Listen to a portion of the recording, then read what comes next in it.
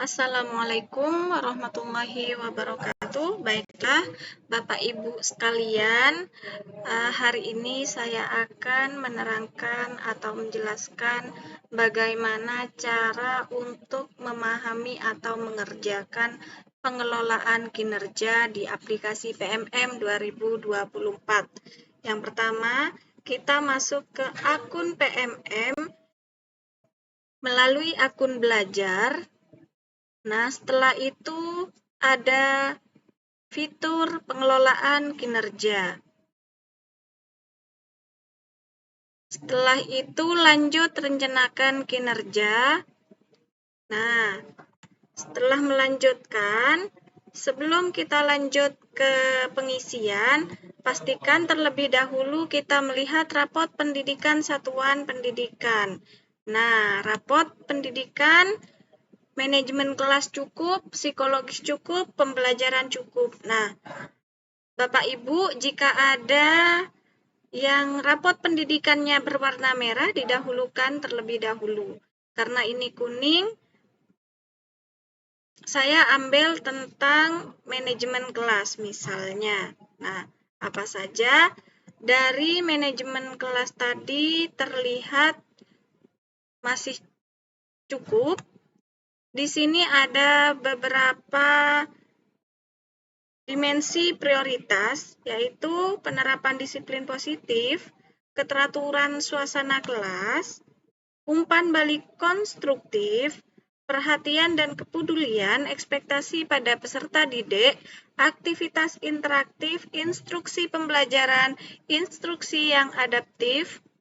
Nah, dari 8 ini, kita pilih satu saja, yaitu misalnya kita mengambil tentang penerapan disiplin positif. Nah, klik, setelah diklik, dipilih seperti ini ke pengembangan kompetensi. Target minimal poin yang harus didapat yaitu 32 poin selama 1 semester. 1 semester itu ada 6 bulan. Jadi, kegiatan ini harus dilaksanakan perencanaannya terakhir tanggal 31 Januari 2024. Kita akan action di bulan berikutnya yaitu Februari, Maret, April, dan Mei.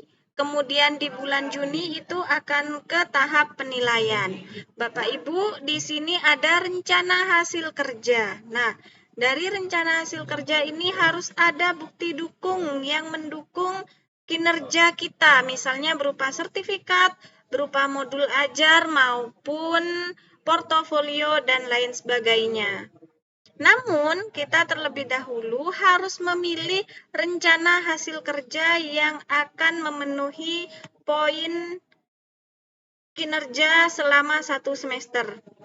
Kita pilih salah satu, misalnya meningkatkan kompetensi melalui peran sebagai partisipan kegiatan seminar. Boleh.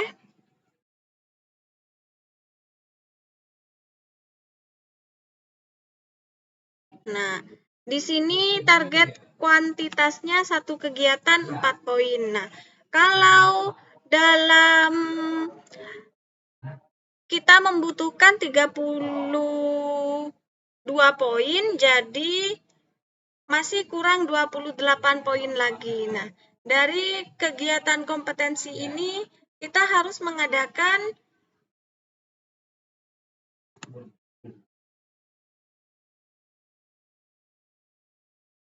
8 kegiatan atau sampai 7 kegiatan.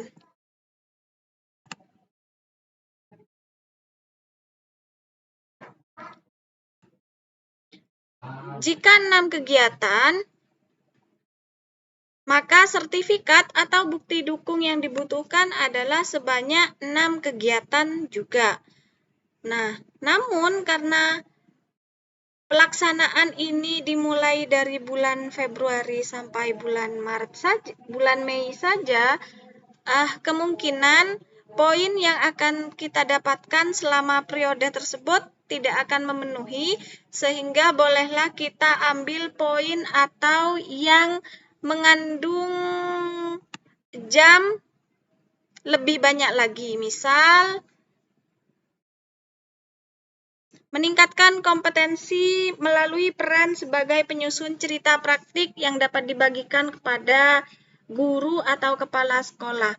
Jadi Bapak Ibu bisa melakukan praktek baik selama di bulan action tersebut, disertai dengan sertifikat yang harus diupload. Jika memilih yang 36 poin, yaitu meningkatkan kompetensi melalui peran sebagai penggerak komunitas belajar dengan mengadakan minimal 3 kegiatan berbagi praktik. Nah, jadi Bapak Ibu di sini harus menjadi penggerak komunitas. Penggerak komunitas itu bisa berupa sebagai narasumber, ketua komunitas, wakil, serta sekretaris. Nah, jika Bapak Ibu semua kesulitan dalam hal ini, maka boleh pilih poin yang di atasnya, yaitu 24 poin. Meningkatkan kompetensi melalui peran sebagai penyusun perangkat ajar yang dapat dibagikan kepada guru atau kepala sekolah. Nah, Bapak Ibu, dalam kegiatan ini bisa membuat atau menyusun perangkat ajar bersama dengan forum KKG. Nah, dalam hal itu Bapak Ibu harus menyumbang saran, menyumbang pikiran sehingga peran sebagai penyusun perangkat ajar dapat terlaksana dengan baik dan memperoleh 24 poin.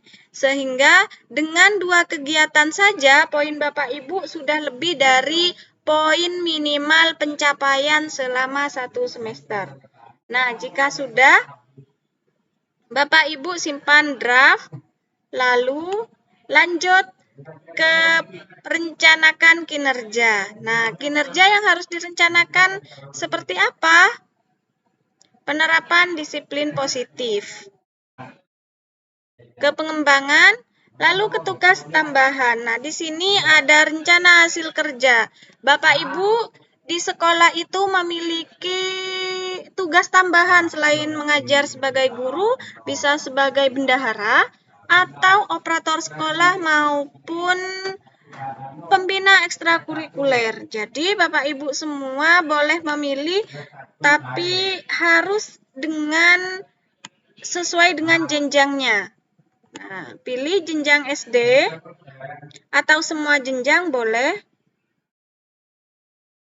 Meningkatkan kinerja satuan pendidikan melalui pelaksanaan tugas guru piket. Boleh ngambil yang TPPK ya. Kalau TPPK ini adalah tim pencegahan dan penanganan kekerasan. Bukti dukungnya adalah surat keputusan yang diberikan oleh kepala sekolah. Jika sudah ke perilaku kerja. Nah, di perilaku kerja ini Bapak Ibu harus mengisi hal-hal yang berkaitan dengan bagaimana Bapak Ibu dalam melakukan pelayanan yang harus berorientasi pelayanan. Apa perilaku yang paling ingin Bapak Ibu fokuskan di tahun ini? Misalnya dapat memahami kebutuhan peserta didik dan berusaha memenuhinya. Lalu bagaimana Bapak Ibu menerapkan perilaku tersebut dalam kehidupan sehari-hari? Bisa dengan mengidentifikasi kebutuhan peserta didik secara proaktif. Namun, di aspek berikutnya, pendidik harus memiliki aspek akuntabel. Nah, di sini sama Bapak Ibu harus memfokuskan kinerja apa dan bagaimana penerapan dalam kehidupan sehari-hari. Yang ketiga, aspek kompeten. Perilaku yang difokuskan dengan perilaku yang diterapkan dalam kehidupan sehari-hari, harmonis, loyal, kemudian adaptif, serta kolaboratif. Nah, Bapak Ibu sekalian, dalam pengembangan kompetensi ini tidak begitu dinilai dengan tugas tambahan.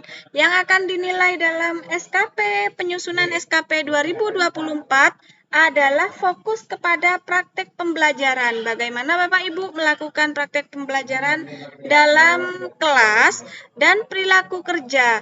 Apakah Bapak Ibu itu memiliki